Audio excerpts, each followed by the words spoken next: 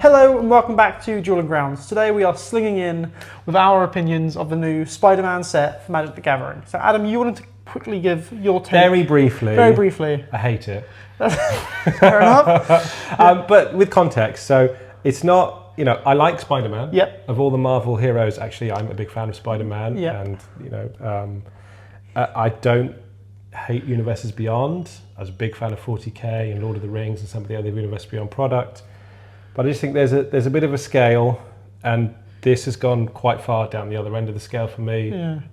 It's very jarring. It's not very fantasy.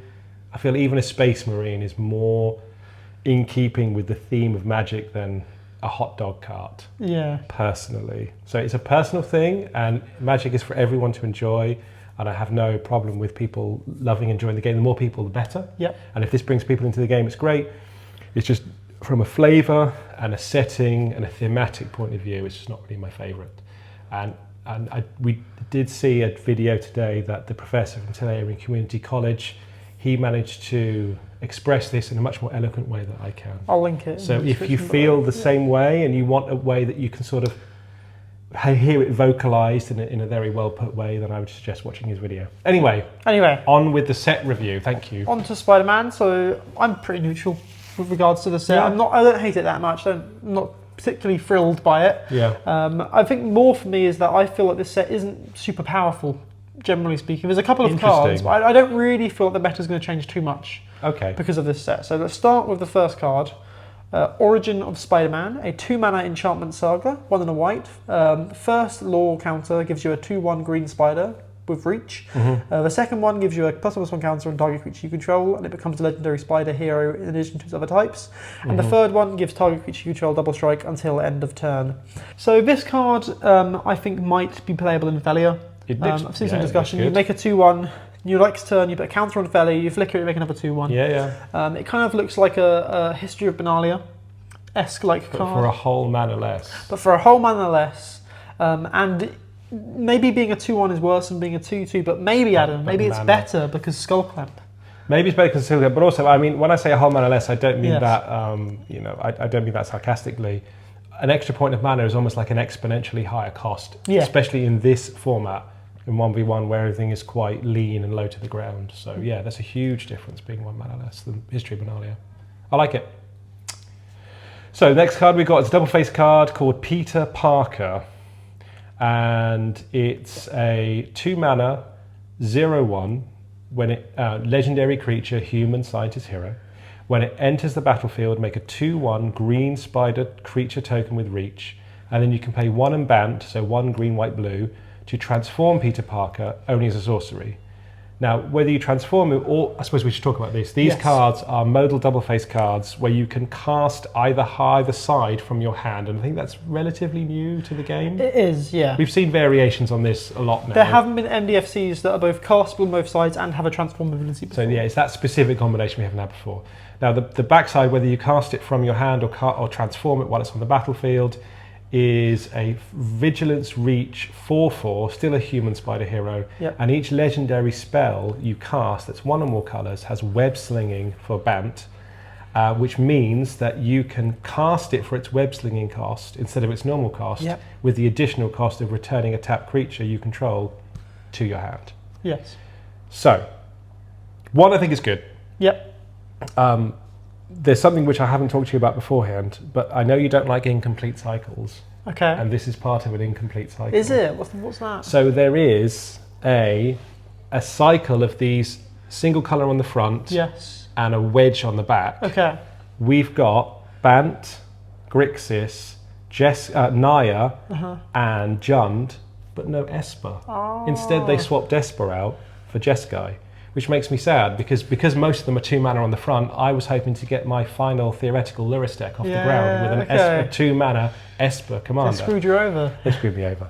But I think all of these are good, especially the ones that cost 2, which we'll see later on, because it costs 2 mana, but it's 3 colours. So you get a more colour identity for a cheaper creature that you can get board presence early. Yes. And this is good. This is 2 body. At minimum, it's 2 bodies for 2 mana. I know 0/1 isn't very exciting, but there's things that you can do with it. It's skull clampable. Skull clampable and whatever. There's things you can do with it. And Bant likes to ramp. And so you're going to play these fatties. So if Peter dies and you don't get to do the web slinging, you're probably ramping anyway. Yeah. So these big legendaries, which Ryan has put on the screen, these are things you might be able to play. Particularly things like Coma. 7 mana isn't that bad for a ramp deck, a dedicated ramp deck. And mana dorks play really well with spell slinging because you can tap the mana dork to pay for one of the mana costs of the spell slinging ability. Yes.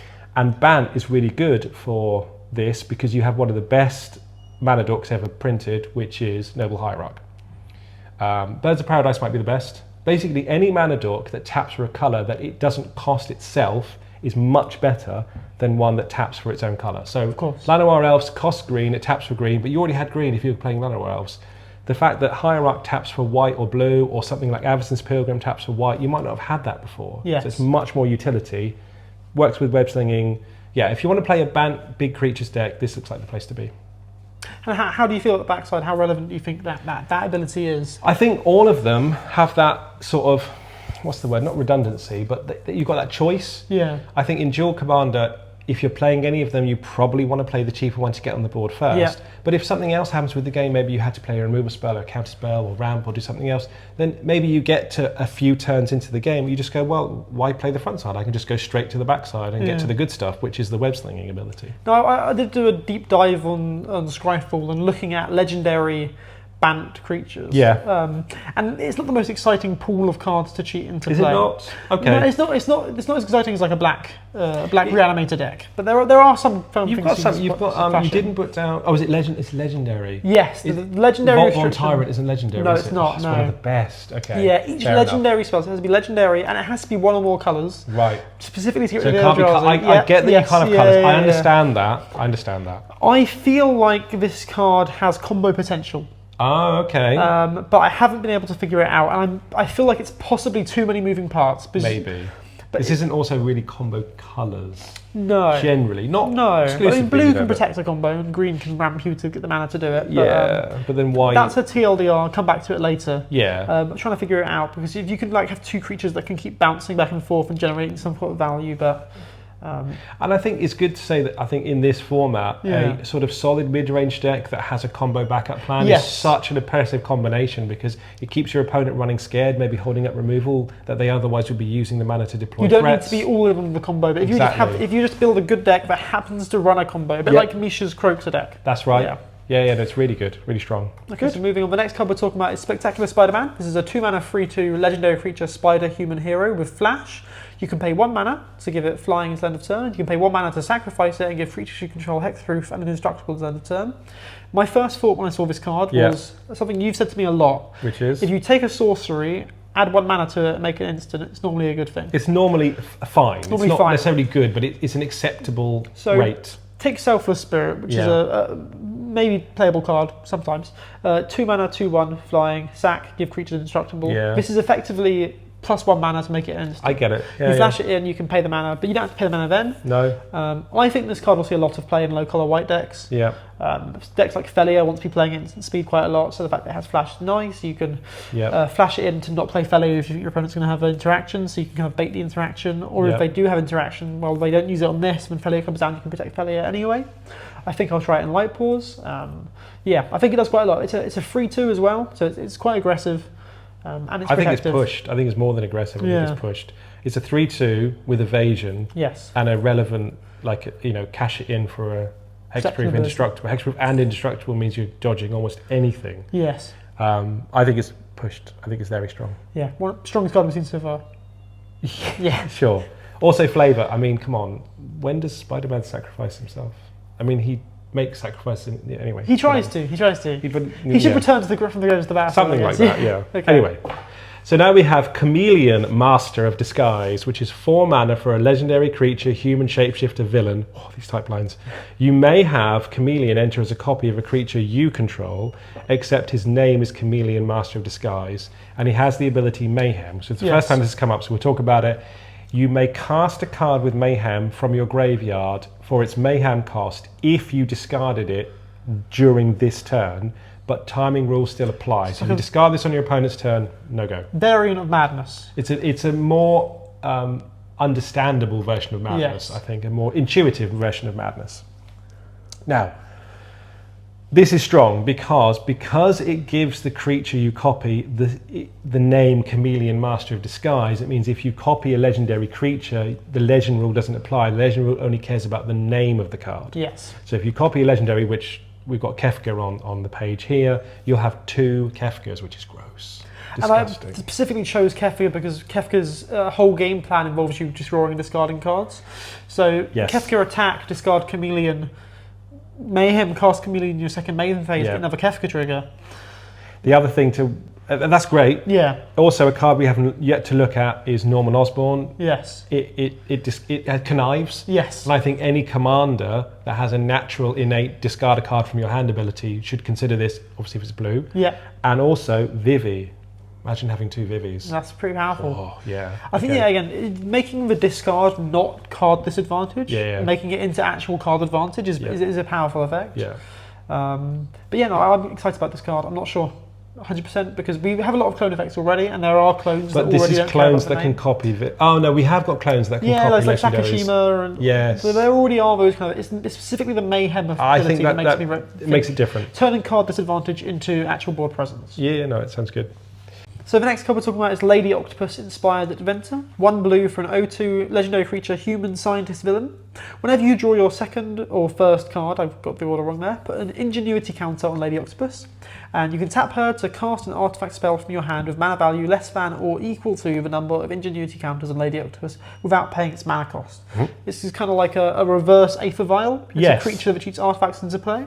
Yes. As opposed to an artifact cheats creatures into play. Indeed. I think this card seems... We were talking about mono blue commanders just a second ago. Yes. This card I think has potential to be a mono blue commander. Yes. I don't really see it taking place in the 99 of a deck. No. Because it's quite all in. But it's very low commitment. You pay a blue mana on your first turn. Yeah. And then you have this kind of ticking time bomb of value. Absolutely. And I particularly like decks that can abuse cards but don't get to see play. So I loved Baral and Karizev because they got to play the suspend cards in blue and red, the sorceries. And I feel like this deck could run the Mox Tantalite and Soul Talisman. Yeah. There's no home for those cards, in my opinion, anywhere in the format. And this could be a home for them because on your turn 2, you could tap Lady, play Soul Talisman, you have 4 mana now on turn 2. It's crazy. It seems really good. Yeah, I like that you've highlighted these 2 cards specifically because they don't see play anywhere as far as I'm aware, unless you're cascading into them somehow. And I think you're right, this isn't really like a mono blue, like instant speed counter control deck. This is a combo probably deck, or this is cheating things out. I think it's really interesting that you can potentially gain up to 4 counters of turn cycle with it. Yes. You could draw your card for the turn, another card, play an instant speed divination on their turn, that kind of thing. I also like the idea of tapping this to put an artifact that draws cards into play. Yeah. Like the Cold Steel, whatever it is, the artifact from the set we just played, Edge of Eternity. Yes. ETB, draw a card. So you tap this, you'll get a card, and you'll get a counter on this. Yes. It seems really good. Like you can pound this up quickly. Oh, the other thing was that it says equal to or less than, which is much more powerful than Aether Vial, because then it doesn't matter what is in your hand. You don't need to build your deck to have this sliding scale of mana cost. You can always get value out of it. You can always just play whatever you got. I hope this turns into a cool deck. I think it, and you said combos, and I think combo is definitely the correct thing because there's going to be untapping shenanigans going on. It's giving me kind of birthing pod vibes as well. Yeah, it looks cool. I haven't brewed a list yet, but this is probably the card I'm most excited about brewing. In this set. Is it? Yeah. I was going to ask at the end what cards you're excited by. Just from a brewer's perspective. Cool. There's so many possibilities with this card. Awesome. Right, on to Norman Osborn, the second of our double-faced 3-colour creatures. Anyway, so Norman Osborn is 1 and a blue for a 1/1, and he can't be blocked. It's a legendary creature, human scientist villain. He is something of a scientist himself. You know, I'm something of a scientist myself. Whenever Norman Osborn deals combat damage to a player, he connives, which is draw a card, then discard a card, and if the discarded card isn't a land, you put a 1/1 counter on it. Then you can pay 1 and Grixis, so blue, black, red, to transform him, or cast it from your hand for 1 and Grixis. Yep. And the backside is a goblin human villain with flying and menace, 3/3, and spells you cast from your graveyard cost 2 less to cast, which is pretty good. Yep. And then it says each non-land card in your graveyard has mayhem, and the mayhem is the mana cost. So if you discard a card, then it will automatically get mayhem on your turn. Yeah. What did I think about this card? I thought it was good. You've put down on the Past in Flames, which is an obvious thing that you can do with it. The other one is Yawgmoth's Will is legal in this format. I had to check.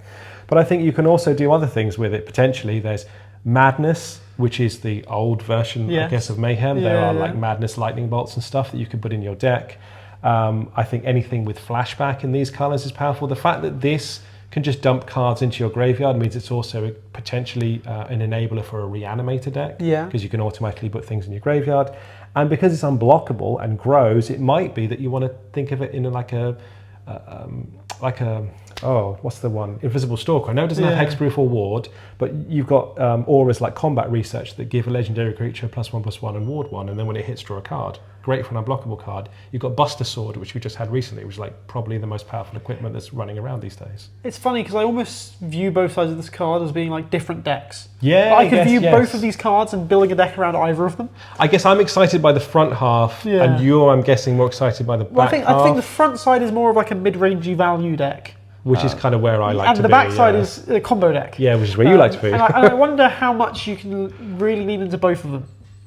Yeah, you have to kind of pick a lane and shoot and stick to it. But then we were just talking about a deck that can have like a solid mid-range plan with a combo backup is quite the threat. So the thing with these transformer cards is, and I was in the Discord for Duel Commander, I was talking a lot for this set.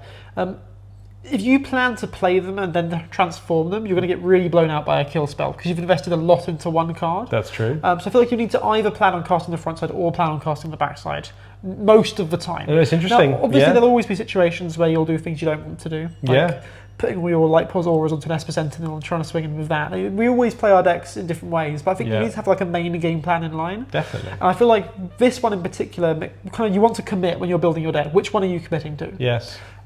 So do you think that makes it weaker then because you kind of have to pick one or the other? I think both sides are good. Okay. I think it could be interesting that there could almost be two different Norman decks in the format, with some people focusing on the front side and just making almost like swapping out Malcolm and you get to run black-red cards.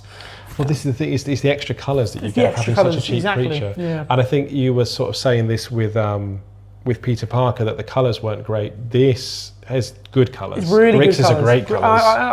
I'm not really sure. We've only seen Vlad Kefka a couple times at our FNM, but Kefka doesn't read to me like a super amazing commander. No, it's a little on the expensive side. The colours. Yeah, you were saying that. Could this be a Kefka replacement? It's much cheaper. I think that's significant. Okay, it's nowhere near the impact of Kefka. But you get it on turn 2 and you can start hitting and growing and sculpting your hand, and filling your graveyard. Blue's great at protecting its own stuff, even to an extent black. But yeah, okay, I like it. Next up we have Spider Sense. This is 1 of the blue for counter target instant spell, sorcery spell, or triggered ability, and it has web slinging for a single blue. I'm just curious to hear what you think of this card. Oh, you want to go straight to me? You are my mentor when it comes to the teachings of blue, Adam. I looked at this card and I thought it does quite a lot. It counters an instant sorcery or triggered ability. I feel like activated ability would have been nice as well. Yes, you can't triggered hit ability is a lot weaker than activated. It is, yes. I think that it's interesting because a 1-mana counter spell is always interesting. I think there's a lot of counter war matchups that I find myself in, and this will be good for that. Bouncing a creature is interesting. I feel like if you attack with a creature, there's almost like a cheat where you can just cast it to bounce your creature to hand, and that be the only reason you're casting it. Well, that's the thing I think that's good about it, because then it's an uncounterable. Exactly. Because it's a cost. You can't respond to cost. It's an uncounterable way to bring your creature back to hand. Yeah. I think if you've got more specifically a commander, because it's more reliable that way, or if you generally got creatures that you don't mind rebuying, I think that is quite powerful because it's something that you can protect and you can bounce back to your hand. Instant sorceries generally are good for protecting things because most removal spells are going to fall under that category, obviously the planeswalkers and whatnot. I think it's probably quite good. And I guess the other thing worth mentioning, of course, is that you've got like the Urtai decks that run around, and they run the Parallax Wave-esque cards with the triggered ability to return everything. So another stifle only for triggered abilities is probably good for that deck. Yeah, that's good as well. Yeah. And rebuying that commander is quite good because you play it in and counter something. And you get to do something again. Okay. Me? Yes. Getting all the double face ones. Nice. Eddie Brock. 3 and a black. So I think that's a bit weaker than the other ones 2 and we've a black. seen. 2 and a black, sorry. 3 mana. Yes. 2 and a black. So a bit weaker because it costs a bit more. It's a legendary human hero villain. 3/3, and when this enters, you return a target creature card with mana value 1 or less from your graveyard to the battlefield, which is great. And then you can either pay 3 in Jund, so black, red, green, to transform it, or you can cast it from your hand from the command zone for 3 in Jund to get a legendary Venom Lethal Protector, which is a legendary creature, symbiote, hero, villain, with Menace, Trample, and Haste. It's a 5/5, it's a bit beefy. And when Venom attacks, you may sacrifice another creature. If you do, draw X cards, and then you put a permanent card with mana value X or less from your hand onto the battlefield, where X is a sacrifice creature's mana value. Oh, it's like going back to the Final Fantasy set review. It's too many words. After all that. Yeah, I mean, so what did I say? Sorry. What That's did I think about it? There's some potentially cool stuff you can do with the front. Again, I seem to be more excited by the front halves because they're generally cheaper. I think Vexing Devil's quite a funny addition to this card. Yeah, 4 damage. You know, or a 4/3 for 1 mana. Yeah. You know, depending on whichever one's better for your opponent. I'll let you talk about it, but you were talking about certain combos with creatures that you can sack for mana. But there's other things you can sack. There's Spore Frog, and it's something exciting that you can sack for a fog. There's Liliana's Steward, which you can sack to make your opponent discard a card. You can get that back. Insolent Neonate is a card that you can discard a card and sacrifice the Neonate to draw a card and maybe do something else. I can't quite remember. We didn't mention in the set. There's also a similar card called a Masked Meower in this set. It's kind of like I haven't seen an Insolent Neonate, but it's got haste instead of menace. Oh, nice. So there's another Neonate. So there's a couple of Neonate effects. So if you want that effect, you can have redundancy. And Haywire Might is one of the best one-drops that you can use as utility, get it back again. So I think the fact that you can rebuy one-drops, and these days one-drops can be quite strong. But also, they don't have to be one-drops that sacrifice themselves. They could just be a good one-drop. No, I just said one-drops. Yeah. But the thing about one-drops that sacrifice themselves is that you've got the potential of playing them, sacrificing them for value before you play Eddie on turn 3. Yeah. That's the only reason I was highlighting those ones, but just generally having good one-drops that might trade off in combat or eat a removal spell, just get them back. What did I say here? Fanatical Firebrand. Oh, Fanatical Firebrand is another one. It's not particularly good. It pings anything for 1. Yeah. But you can rebuy it. I don't know. The thing that excited me about this line of play that I saw was like you can turn 1, like let's say Tinderwall, sack for Tinderwall to turn 2 an Eddie Brock, and then you can turn 3 play stuff. I don't know how exciting that actually is. There's like Wild Cantors, Blood Pets. There's loads of these 1 mana sack for mana creatures, and I was thinking, what if we could just get those down, get an early Eddie, and then like spike growth combo from there? Again, I'm thinking mid-range. I'm thinking combo. But it's not really combo. It's just kind of like it's like I've comboed out my commander. Yay! So how good is Venom early anyway? And it's like, well, Venom's not great early because you don't really have anything to sacrifice to anyway. So I think this is a card that I kind of got a bit too overhyped for. It's a 5/5 with haste. It's a 5/5 with haste. Early. It's a clock. We're only on 20 life. No, that's true. It is a bit of a clock. The other thing is this directly has competition with Slimefoot. Yes. It's Jund. It's 3 mana. It's Jund. It does things with the graveyard, which this kind of is probably doing some stuff with the graveyard and sacrificing things and whatnot. So we've never seen Slimefoot in our metagame, so we haven't actually had to play against it, not yet. But it probably is difficult to knock that particular Jund commander off its throne. Yeah. So less excited about this one than the others. I think I was excited initially, and it's kind of tapered away. So the next card we're talking about is Electro, Assaulting Battery, 1 and 2 red, legendary creature, human villain. Flying, you don't lose unspent mana, red mana at steps and phases end. Whenever you cast an instant or sorcery spell, add red. When it leaves the battlefield, you can pay X to do X damage to target player, and it's a 2/3. So we've seen similar cards to this before. It's very much a storm deck, fitting for the lightning guy. I don't know if I see him as a commander. Toby, who's the player who's started playing with us a lot recently, he's playing Felia. He was very excited by this card. Yeah. He thought he could see it being like a cantrippy, stormy commander deck. Yeah. I'm not sure how realistic I see it in the command zone on its own. Yeah. But I know that there are RAL storm decks, like manual storm decks, and I can imagine it will probably be a slot in there, wouldn't it? Yeah. Also, seems good in Vivi. Yes, I can imagine it seems very good in Vivi. And it's interesting because it's very we were talking about Keen Duelist last card. This is very, very similar to a card called Leyline Tyrant. Yes. But this is better. This is one mana less. Yes. And Leyline Tyrant didn't have the ability to add mana. It just had the ability to maintain your mana through steps and phases and turns.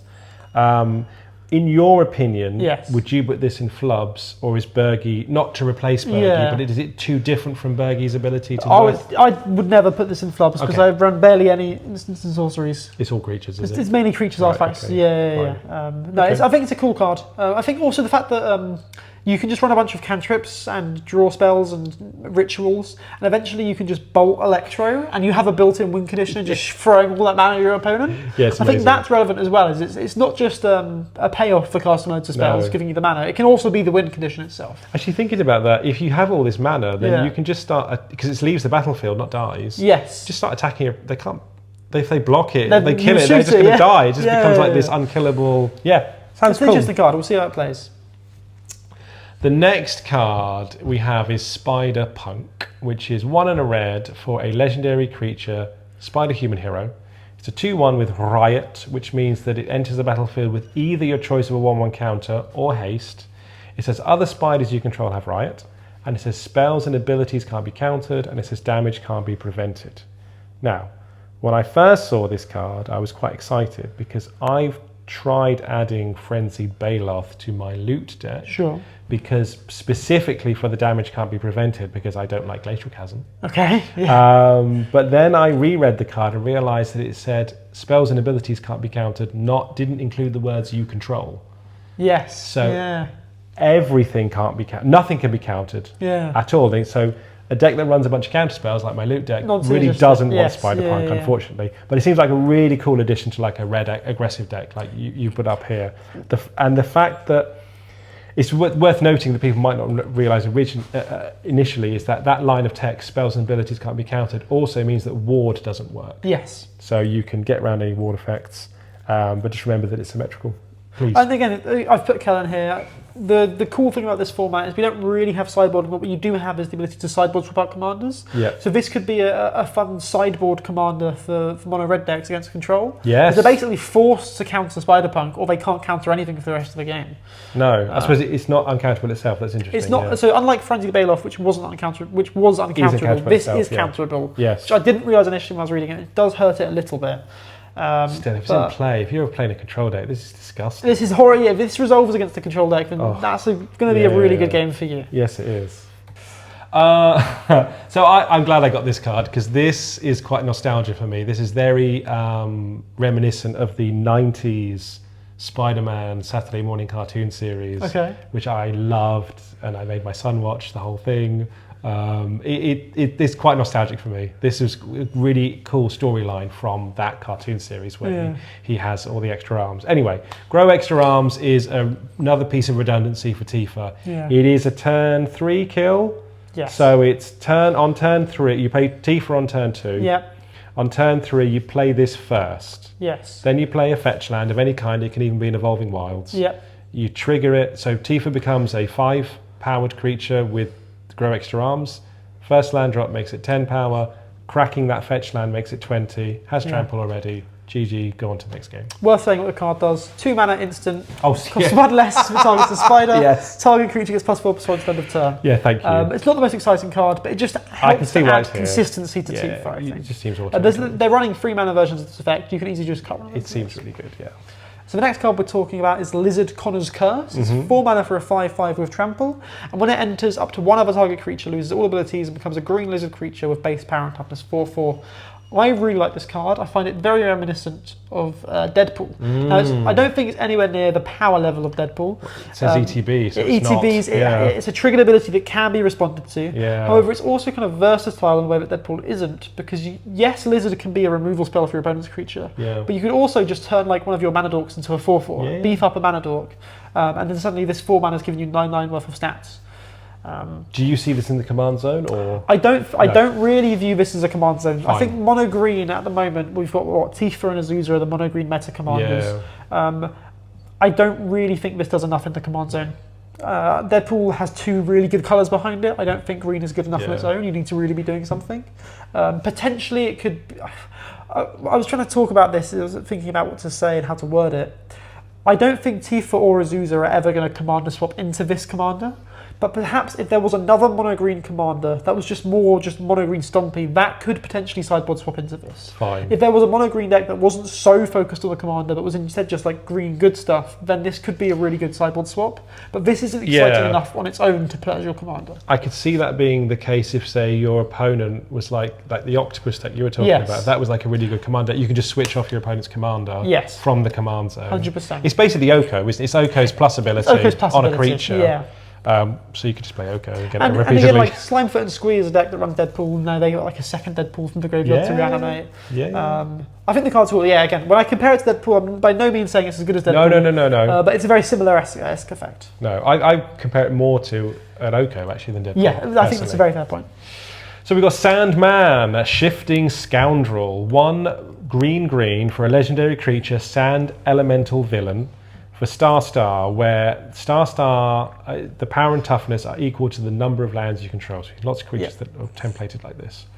Now, Sandman can't be blocked by creatures with power 2 or less. That's good. Yep. A little bit of evasion is nice. And then it has an activated ability of 3 green.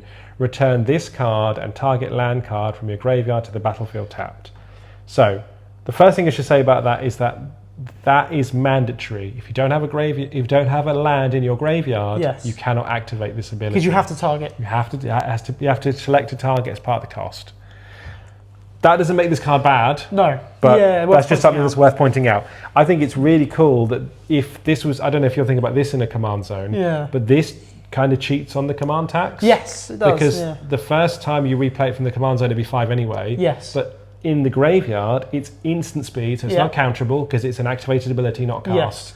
It'll cost 5 every time it comes back from the graveyard, and it presumably will just get bigger and bigger and bigger because your deck's just going to be like Tifa does, just run every fetch land imaginable, all the bad ones, all the evolving wilds. You're going to have loads of fodder to bring it back. This seems like a really sticky threat. So, yeah, it looks good. I mean, I wasn't super excited about it. Tom, our resident Azusa player, said that he's going to try it in Azusa. He likes how it plays against control because you can counter it, but who cares? I'm just this is the thing we're talking about. 5 mana just feels like a lot to me. But there's other things the deck can be doing. But also, ramps. There are a lot of games we've seen where Tom just kind of does nothing. Yeah. When Tom loses, it's because he's had a couple threats removed and he's just top decking, and this is something that will just keep happening over and over again. Yeah, no, I think a good sticky threat. I like it. The next card we have, I think, to warn you, we talk about power creep a lot on this channel, but the next card is probably the most egregious example of power creep that I've seen in my entire career of Magic the Gathering.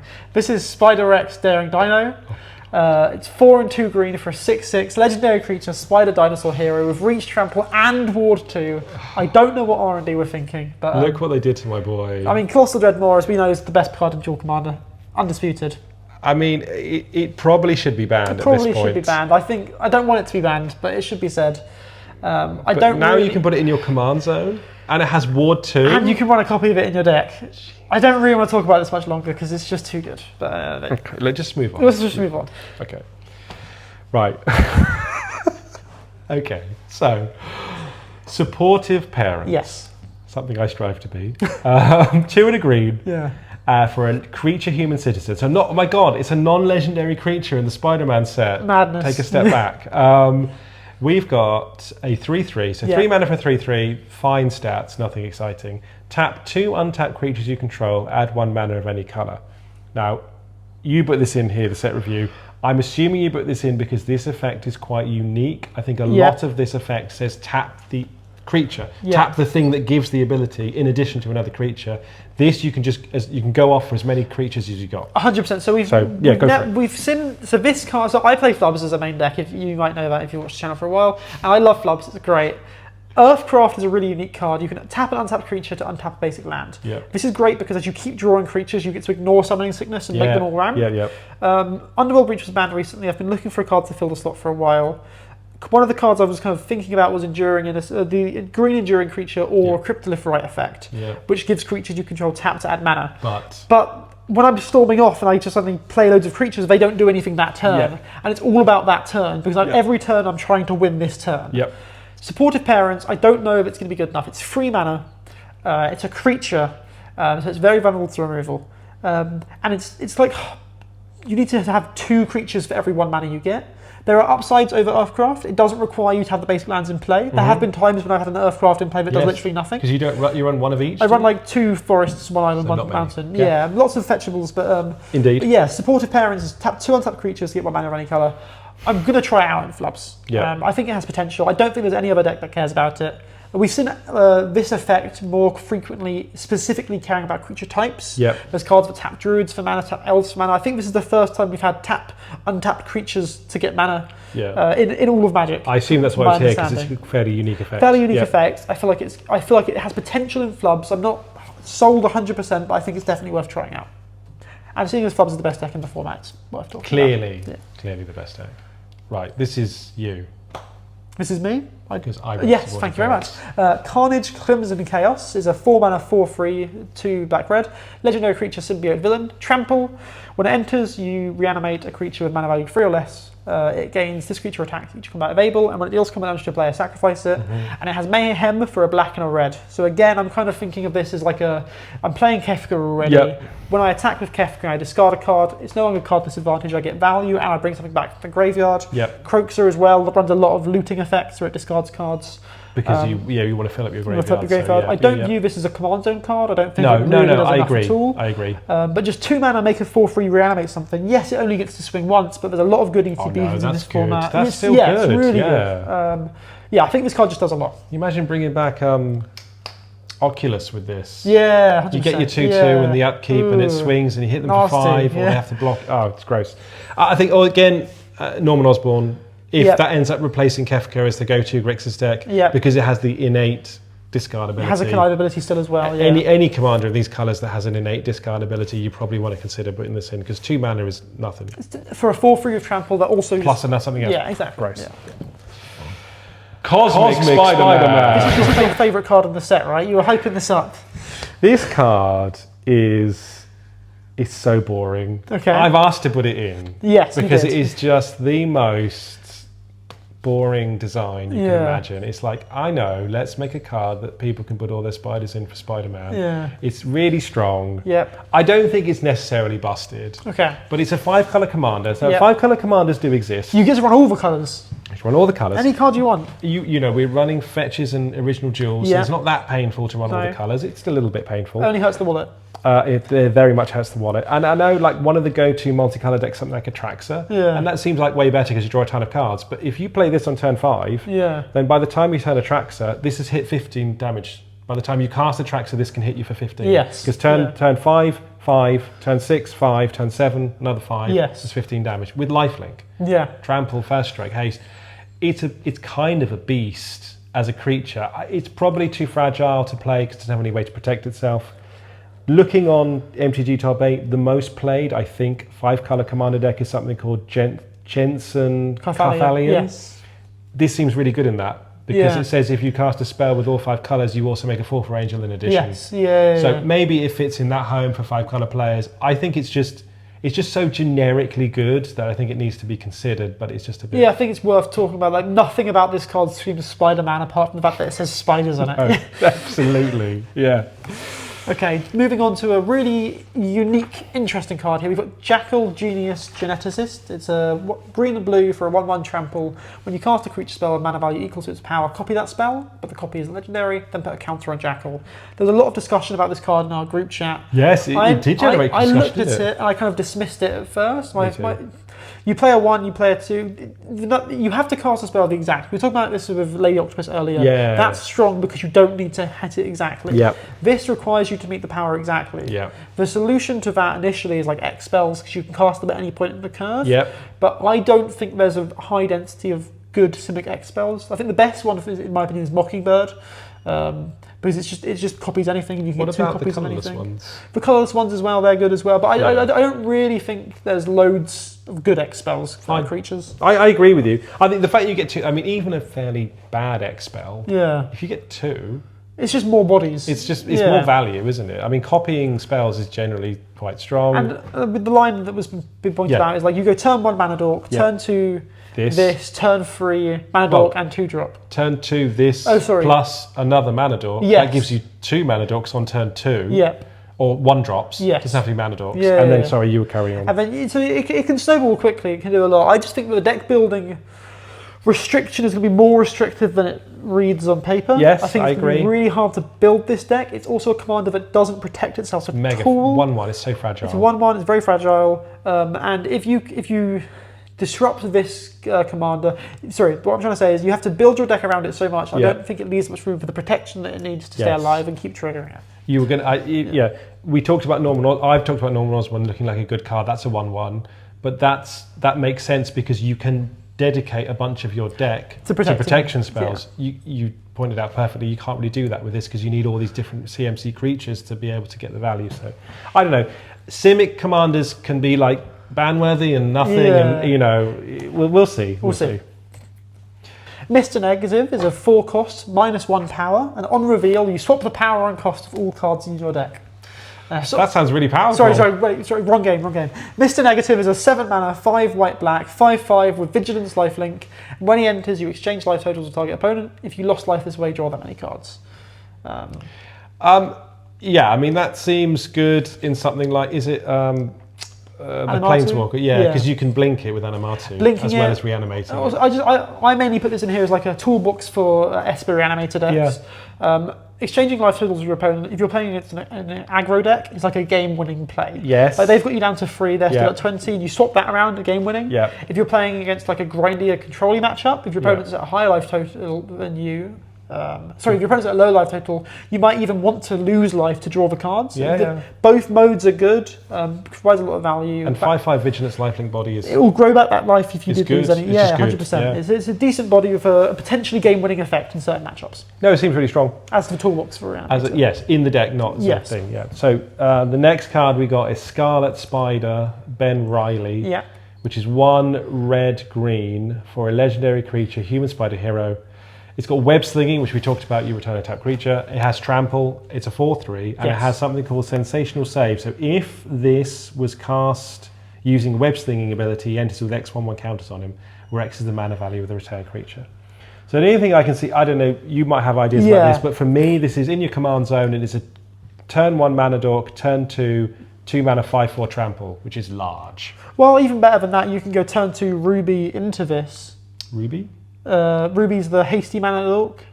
It's 2 mana hammer. So you could like turn 1 mana dork to do Ruby base. You would have thought other things. I can see you've also put some pictures I've got loads of stuff talk here. about some stuff. Talk about this then. Just like Gruul aggro. It's kind of what I'm thinking of this card. Trample is a really good keyword to have. Yeah, it's evasion. Turn 1 mana dork into a 5/4 isn't bad. A 5/4 isn't terrible. But there are neat cards you can run like Allosaurus Shepherd.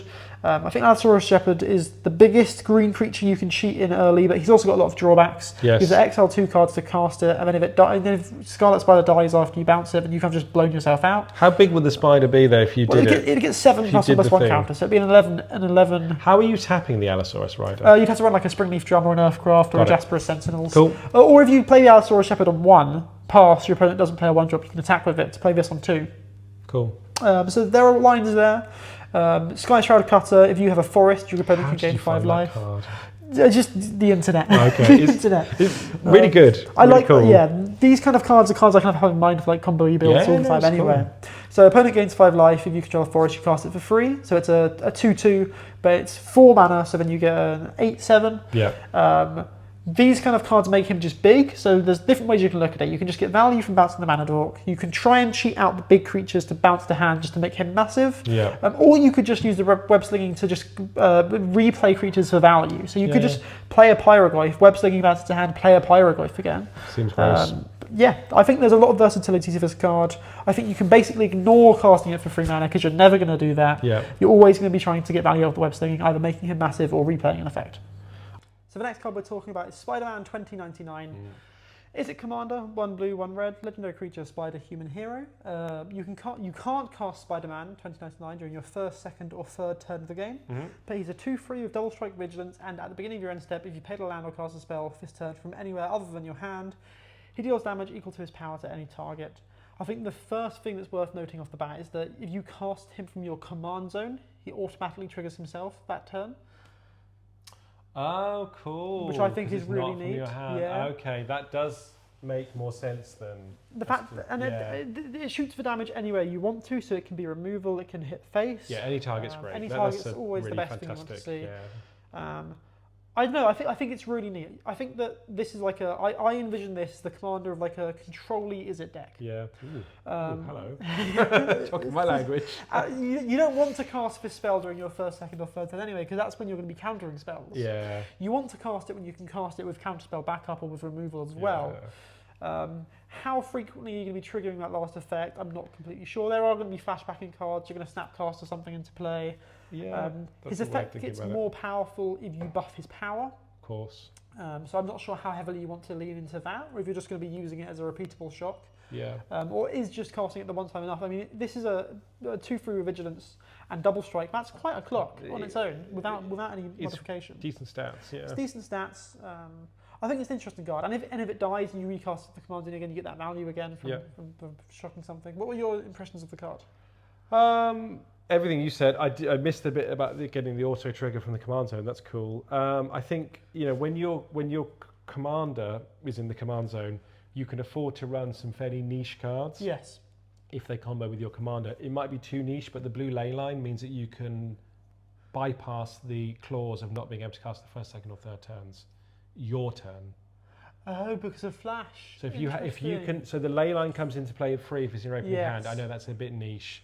Then you can flash it in as soon as you've got the mana for it on your opponent's turn. That's really interesting. So that was one thing I thought of. The other thing, of course, is impulse draws. You were quite right talking about flashbacks. You're already going to play Snapcaster Mage and similar cards if they exist in this type of shell, but any of the impulse draws will trigger this. Yeah. Interestingly, it says at the end of turn if you've cast, so it doesn't trigger for every card you've cast.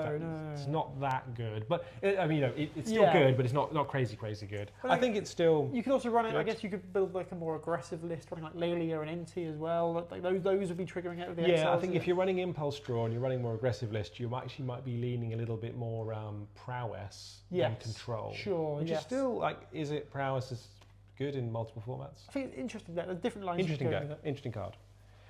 Oh, this one. Superior Spider-Man.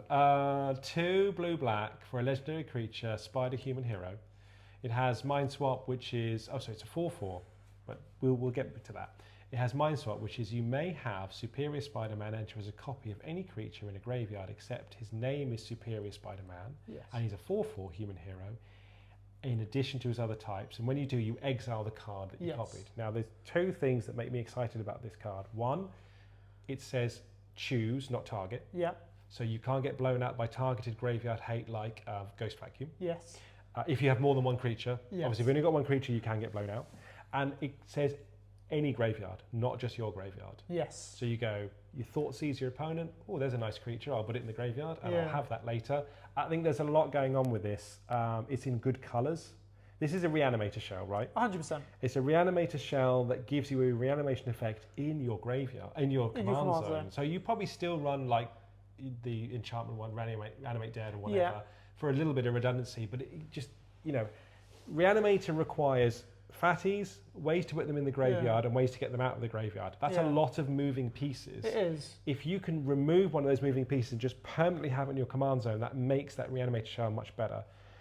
I think you can compare this, if you wanted to something like Mimeoplasm, which sees no play. But Mimeoplasm says become a copy of. It does not get the ETB effect, which this does. Yes. So if you copy your Archons of Cruelty, you copy your Agent of Treacheries, you get those ETB effects, which is why you want to play those creatures in the first place. Yeah. I think this is a really good Reanimator commander. If Reanimator's good in this format, maybe it's not.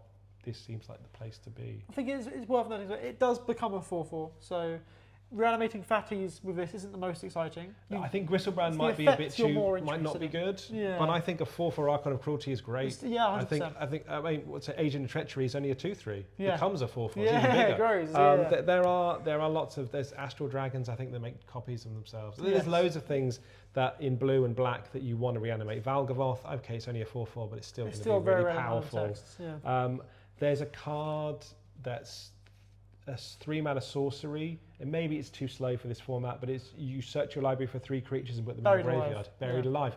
That gets around the whole targeted graveyard removal. Like I said, it doesn't. You choose, you don't target, so you've got multiple targets for it. And I said hand disrupting your opponent's hand and binning their creatures to then reanimate them later. Yeah, exciting. I'm excited. Maybe Gyruda combo as well, but I don't know if that works in this format. Gyruda, oh yes, the of course, because it's the enough even CMC'd. Yeah, and that deck wants loads of clones and stuff. Anyway. Yeah. Okay, so the next card we're talking about, I don't really think this card should be on this list. It's Peter Parker's Camera. It's 1 mana for an artifact. It enters with 3 film counters. Pay 2, remove a film counter. Copy, activate the triggered ability. Choose new targets for the copy. Yeah. This is just Stronic Resonator, but it costs 1 mana. Yeah. And it can only be activated 3 times. When I first saw it, I used to play a lot of Casual Commander. I like Stronic Resonator effects because I love doubling stuff. I love doing stuff. If I want to do something, I want to do it more. Realistically, I don't really know where there's a home for this. I was thinking maybe in Felia because you can copy the Felia triggers and then when it runs out you can flicker it to get more film counters. Yep. But I'm just like, this is a very tight mana format. When are we going to have the 2 mana to copy the activated abilities? I don't really think it's going to be coming up enough. I mean, when I looked at this and the list, I thought the same thing as you. It's Rings of Bright Hearth, it's Stronic Resonator, but it's better than all of those. Sure. It's cheaper. Yep. Both of those cards only did one or the other. One of them did activated ability, the other one triggered. This can be either. Sure. It's also seems like really good in an Urza Saga package. Yeah. You can either find it from Urza Sagas, or if you already have it and you then get Urza Saga later, you can then copy one of the abilities, make like another 2/2, or goes fetch for or fetch double the fetch else. ability. Yeah, that's true. Yeah, I think it could have a home. I don't think it's like some crazy card that's going to blow the format up, but I think if you've already got some synergies going on, it could slot in somewhere. It's like an Urza Saga focus today. Perhaps, yeah, perhaps. Okay. This card is... I'm thankful that this card has a very generic and fairly Magic-ish adjacent sounding name. Yeah. Because this card goes in every deck. Well, no. Not every deck. It doesn't go in monocolored decks. All right. I don't really think it goes in 2-colored decks. Maybe not. Talking about what the card is. It's effectively another shock land for your deck. Because you get to choose the type and it becomes that type, it also works with one of my favourite fixing lands, the Verges. Yes. So it's great. It's better than Starting Town, which you saw in the last set, which, you know, Starting Town, you have to keep paying the life as you go on, and it comes into play tapped later on. This can always come into play untapped if you need it to. Yeah. I think, unfortunately, okay, fair point about monocolor decks and probably 2-color decks, although you might play this in a 2-color deck. I mean, you know, it's just another 2-color land. I know you pick one and only ever taps for that one, but it's effectively another untapped dual land. Why wouldn't you play it even in a 2-color deck? I mean, I feel like my 2-color decks, I don't feel like I'm needing another. I don't feel like there's a high enough lack of 2-colored lands that I feel like I'm needing it. It's just worse than a pathway in a 2-colored deck, and I'm not running pathways in most of my 2-color decks. Okay. I think as the number of colours goes up, it gets a lot better. Like, it becomes better than a shock land in hand because it can provide more of the colours of mana that you need. Yeah. It's not fetchable as well, which is I know it's not fetchable, but it's still like neither's Command Tower, but that's great. No, 100%. But yeah. I think the card is really. I think the card is strong. I'm curious to see how. One of the things I've really realised when I'm building flubs is that there are a lot of good lands. There are a lot of good land cycles, and with flubs, it's just like there are really good 2-color lands. I'm just not running in the deck because I'm struggling to find space. So I don't really know what lands need to do nowadays to justify being better than other lands. I think part of it is just personal preference / what lands you have available to you. I don't think this land really does anything that's that exciting to make it that much like an auto include. Maybe I'm blinkered then. I think it's because I run a 3-color deck primarily. And I choose to mainly fix with what I think are the best ones, which is fetches, jewels where available, shock lands, surveil lands, and then verges. Yes. Because verges key off the surveil lands, the shock lands, and the jewel lands. Yeah. This is just another type land. It works with the verges. It works with the verges, so it doesn't clash with anything else. It just makes the mana smoother. I can see myself just putting this in my loot deck automatically. Fair. Exciting. Okay, so. And is this me? This is yes. So this is just another Tifa card. This is the 400th version of Evolving Wilds. They keep reprinting more and more versions of Evolving Wilds. I don't know why, because I get it for Tifa, but just Evolving Wilds isn't really exciting fixing. No, Vibrant Cityscape, sacrifice your basic land card to pay taps. Oh, sorry, read it's just consistency for Tifa. I read it, it's Evolving Wilds. I probably should have checked. I don't actually know if Tifa does run every single version of Evolving Wilds. Yeah. But Tifa, it's funny, when we did the set review for Final Fantasy, we were talking about Tifa and Azusa and how we didn't think Tifa would want to run all the bad fetch lands. Yes. And it turns out that no, Tifa wants to run all the bad fetch lands because it's just really consistent. And unfortunately, that really underwhelming card is the final card of the review. So, what are you most excited about from this set, Adam? Anything stand out to you? I think the best card in the set might be the passage, the Multiversal Passage. Okay. And I think, for me, the most interesting card in the set is the Superior Spider-Man. The Superior or whatever the Omen Paths version, which is probably what I would I believe proxy. it is Superior, yes. Go on. And yeah, yours? for me, it's kind of a tie. Sportive Parents is a card I'm really looking forward to just trying in flubs. Of course. Seeing if it fills the Underworld Breach-shaped hole in my heart. And I think there's a couple of really fun brews here. Like, there's a lot of really interesting commanders for like fun build-arounds.